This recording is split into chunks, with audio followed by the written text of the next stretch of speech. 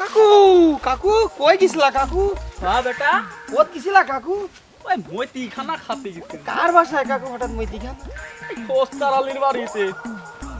কেরাম খাত দিল খোস্তার আলী? আমি তো শুনছি তো অনেক কিপটি লো। কেরাম খাতে দিল? আর কইও না বাবু, ওরা খাতে দিতি আরে। ওই 7 প্লেট গোশ দিছিল, 2 বাটি ভাত দিছিল, দিয়ে খাই আমার পেটে কিছুই হয়নি। আর দুটো বলে যা হতো। তাও তোমার কিছু হয়নি কাকু? না, আমার তো বাবু। এই এক প্লেট হলেই হয়ে যায়। তুই কি খানে আলা কাকু? ধুর, তোমার একটা কাল আমি একটাই 10 প্লেট খেয়ে দিয়েছি। হাই কাকু।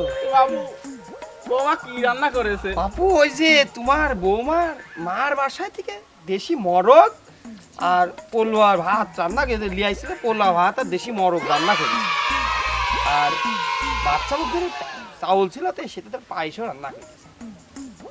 বাপু, আমার বাকি তোমার বাড়ি যাবো নাকি? বাকি প্লেট মেরে দিলে আমার হয়ে যাবে। তুমি ইচ্ছা করছো, হাউস করছো, চলো খাওয়ালে আসেন।